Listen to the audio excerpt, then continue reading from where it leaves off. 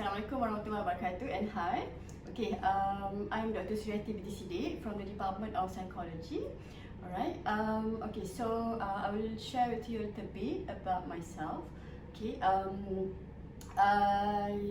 taught the developmental course, okay, quite sometimes, alright,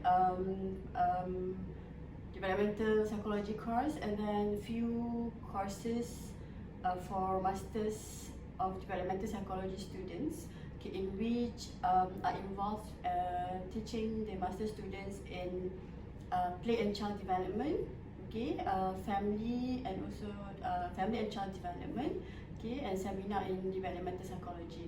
Right, so I have interest in studying the my research area or my research interests related to children development, okay, and adolescents, okay, because I also teach students in children and adolescent psychology, right? Okay, to me, children and adolescent development is very much important, especially when we want to look into the physical, okay, cognitive and socio-emotional development.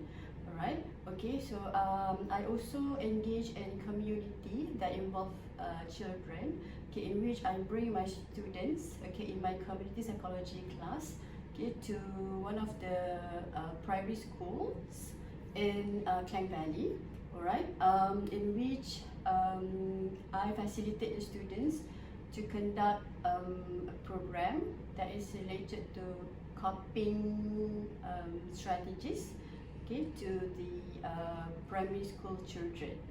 Okay, so from there I can see that when we want to know more about adolescents or even the children, okay, we have to do community engagement, means that we have to go to the community, right? Okay, so we can know that things that we learn, okay, in the textbooks, okay, to the in line with the real scenario of children and adolescents development, right? Okay, that's it. Okay. For the next questions, what is the rebellion stage and why did the student go through this stage? Okay, alright. Okay, for the rebellious stage, okay, as we know that teenager, okay, the transition from children to teenager, they have many things in their mind, okay, and according to Erikson, right, they are at the stage of identity versus identity confusion, right? If there is not been given adequate information of the roles, okay, that they should explore, right, so this may lead to identity confusion, right? So perhaps when parents put too much restrictions, alright, parents did not understand them well, okay, so that may lead them to be rebel, right? Rebel here means they feel that as if people don't understand their feelings, okay, this is associated with personal fable. Alright, okay, so the word personal fable has been introduced by David Elkin, alright, one of the psychologists, okay, in which he mentioned that adolescents, they have like very unique, okay, they are very vulnerable, okay, because from their perspective, okay, they only they themselves experience that difficulty. Okay, so parents need to understand that, alright, because of this personal fable, alright. So when parents understand what the personal fable, okay, refers to the uniqueness, okay, the feeling of they feel they are unique, okay, and vulnerable to situation. Okay, when parents did not understand their situation, so this leads to rebels, alright. They tend to rebel, they tend to not to listen to the instructions, okay, of parents, right? Because at this stage, the identity development is still going, alright? Okay, still developing, right? Okay. Alright, for the last question, how the parents should react when child in rebellion stage? Okay, so as parents, the first reaction is be calm. Alright, be calm, right? Okay, and then invite, okay, the teenager, okay, to have like heart-to-heart talk, okay, because adolescent, they want to be heard. Alright, they want somebody to understand them. That's the nature. Alright, that's the nature. Alright, that's the nature because they want people to understand them because of the personal fable. Alright.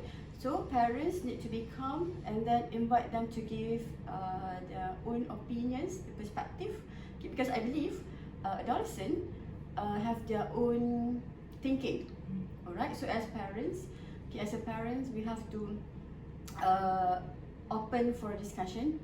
Okay, and then we can give opinions, and even we can invite them to say, for example, okay, what's your opinion on this? Okay, why you have this feeling? Okay, alright. So although parents say that, I think it is like a very common things.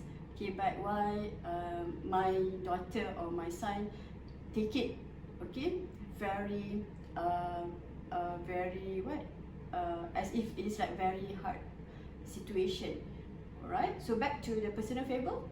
Okay, as we understand that adolescents want people to listen, right?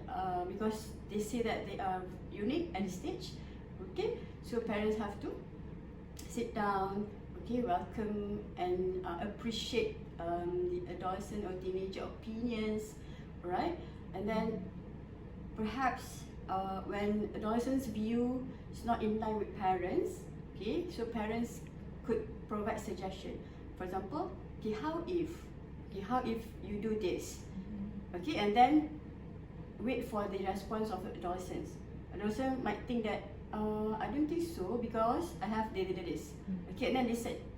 Okay, listen to the opinions provided by the teenager. Okay, and then you can say like, okay, if this you think is very difficult for you to follow, okay, how if we try plan B? Okay, so parents can facilitate, alright, facilitate, giving suggestion. Okay, we can always modify things as long as things requested by the adolescents not against the law and not against the religion. Alright, okay, means that parents need to be creative and flexible in dealing with adolescent.